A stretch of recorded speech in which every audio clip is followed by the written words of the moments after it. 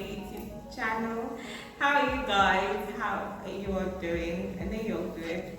But for formality's sake, and let me just ask you how you're doing. I'm going to welcome my subscribers. Yeah, y'all are the real MVPs, and I'm glad you guys are here with me again. We're about to say something. Please, if you haven't subscribed, please subscribe.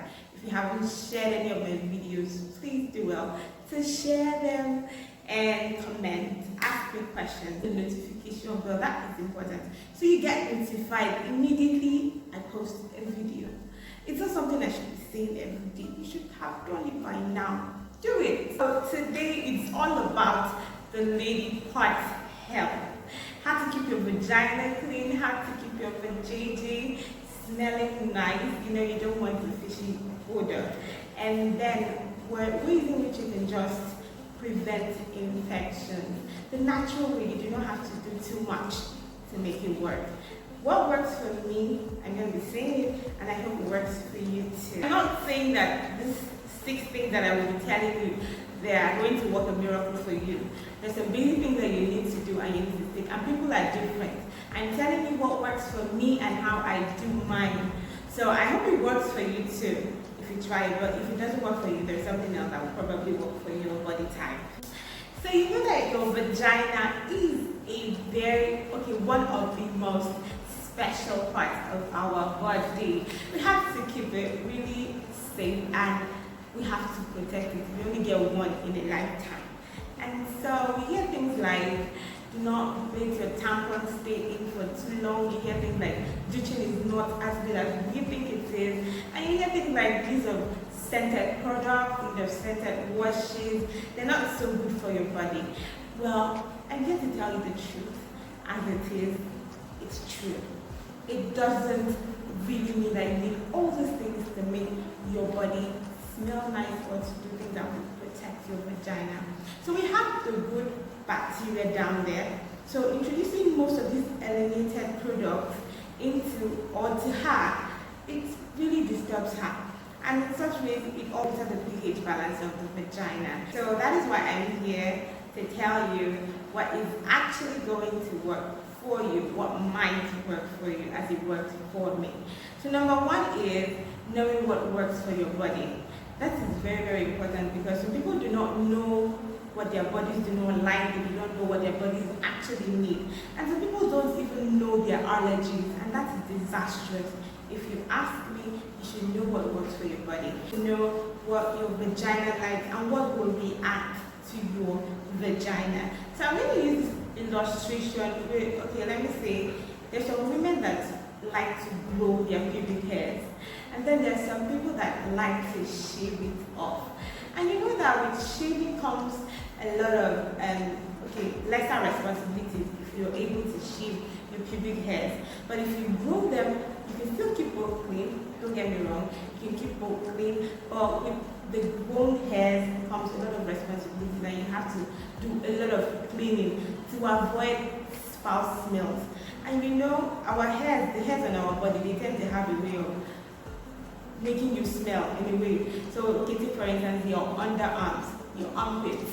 You know that you have to use deodorant and all those things to keep it clean. So that's the same thing that happens down there. So, but people have preferences. Then allergies. This is important because some people use products that they do not even know anything about, and then that product reacts when they use it to wash or when they use it to clean their vagina. It's bad because you can actually, my first illustration is just something that is your choice. You can decide to keep your hairs, you cannot. But allergies, you don't have a choice when you want to use a product and it actually reacts in your body. So you need to know that you have to keep your allergies down. Number 2 is infections. And tackling infections, they're important because you can have things like abnormal discharges. They could be yellowish, they could be cheese-like, they could be brownish, you know, different other colors that are abnormal. Apart from the white discharge that tells you you're probably ovulating or something. And then you tend to get foul-smelling odors, and sometimes it comes with itching, and all those kind of things. But you know that you have to fix the background problem. That is important, because okay, you go to you, if you have a gyno that you go to a doctor, you go to somebody and they treat that, because there is no amount of scented products, scented washes, perfumes that you're going to use that will work for you or will work down there. So if you do not treat what is actually the cause or the symptoms you're encountering, then none of these might think will ever work. None of them will work. So you go to the root and you fix the root problem. You wanting to go and get a wash. I see people use perfume in some situations with it's not going to help you in the long run. It doesn't even work. So number 3 is the use of cotton wool during periods. I do not know why people still do this. It doesn't just sound bad, it is bad. Please don't ever use cotton wool. People still do it. They use cotton wool to block the flow.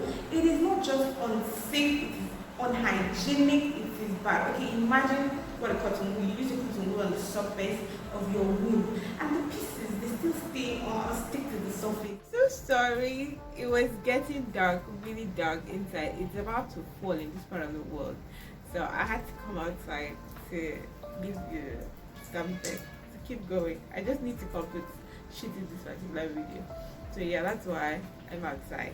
So I'm sorry, apologies. Talking about the cotton wool that I was saying before the breaking transmission, so people still use it, and they use it to absorb the flu, and they use it to block things. It is not just unhygienic, it makes you white. And you know that our bed, it's true, I'm serious, it's true, I had to experiment it. And you know that our bedding matter does not require us to be white. It actually wants us to be really grippy. So yeah, you have to avoid using cotton wools during your period. So another thing is cotton pants and nylon pants. Okay, I know that sometimes we want to be sexy for that one special person. We want to have that badass look, and we know the truth is the cotton pants can never give you what you're looking for, but you know the nylon pants is going to give you that badass look, but it's unhealthy. So in place of using a cotton and a nylon pants, I would strongly recommend you use a lacy pants. You can actually wear lace, because lace is breathable, air can just pass through it, so it would really suffice, and it will still give you that badass sexy girl look. So yeah, you should use a lace or a lacy pants in place of a nylon pants. Please avoid nylon pants. The heat and everything is not good for your vagina. Another one is, I see women wear panties and then they wear tights, and then they now wear leggings or jean trousers. I'm trying to understand what is going on there. How do you expect her to breathe? So please, if you're doing this, do not do it. She needs to breathe. She needs to breathe. It's important. So get rid of all those other things that you're wearing. You do not wear all these things at the same time. You can wear one or the other, but never wear those 3 things at the same time. It's not good. It's disastrous. Is eating right. So we hear the things that you are what you eat. I'm sorry, but it's true. You need to eat healthy. You need to make fruits and veggies your bestie. If you want to smell nice down there, if you want to look clean down there, it may sound like it doesn't work, but believe me, trust me, it works.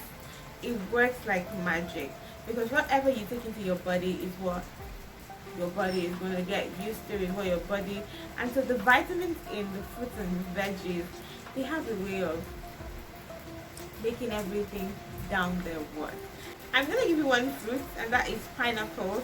So if you eat pineapples a few hours to your actions, You are going to smell like pineapples. You're going to taste like pineapples. It's true. This is a little tip for the head lovers. Yeah, I got you on that one. So please try to eat healthy. Number 5 is the use of water-based lubricants over oil-based lubricants.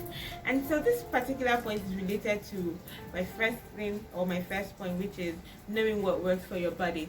So in this part, I'm going to be telling you that some women have some kind of body types that before you touch them, or if you touch them small, they are already greasy. They everywhere is already ready, and I'm like, okay, ready for everything you get. But some other type of women, they do not. Their body is slower. I feel the body is slower, probably because the other gender is not patient enough to want to follow you and time you and just do what has to be done. So the impatience now causes the person to like move into the action or move into the act. And because if you fall into this category of women, you end up having sores, you're having a hard time during penetration, you're having a hard time during sex, and mostly you do not enjoy it.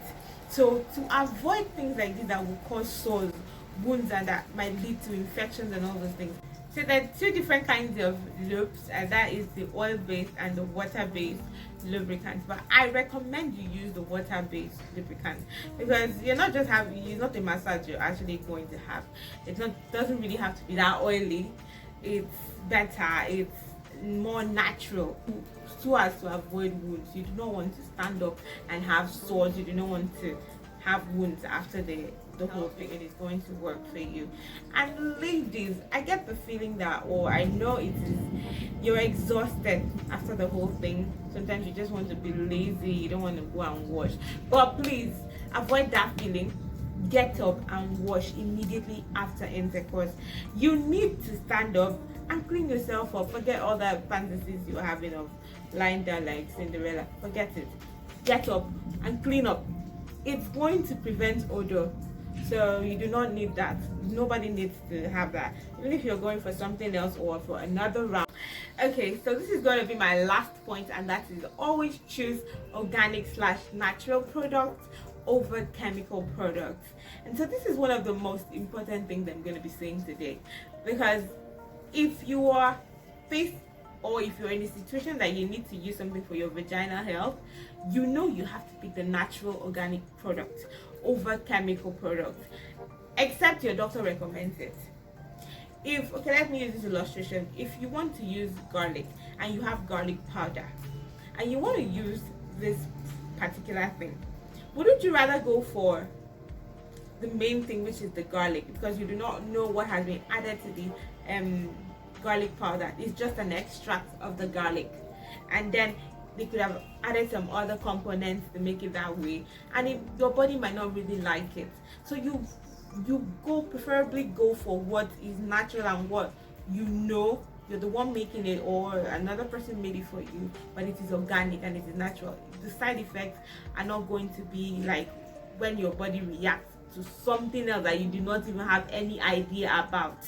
So please always pick naturals over. So it's preferable that you make it. I make it. I'm sure you make some things that you use. I make my vaginal wash. I make them. It would be better you make what you want to use, and you know, okay, this is something I'm making. You wouldn't want to harm yourself, and so you use the right things, and you use clean utensils to process whatever it is that you're going to use. And that has brought us to the end of this video. If you know you liked it, if you learned the thing from it, please like, please share for other people to see, and so another person could learn something from it. And if you have questions, you can just comment down below and I will answer them. You can follow me on my IG at the Jenny Rush. It's right in front of the screen, and you can also turn on the notification bell so you get notified when I post new videos. So about my next video, I'm going to be showing you how I make some of my natural washes, and I hope you stick around, and I hope you like it, and I hope you learn from it so you can know how to make yours. Thank you for watching. Bye.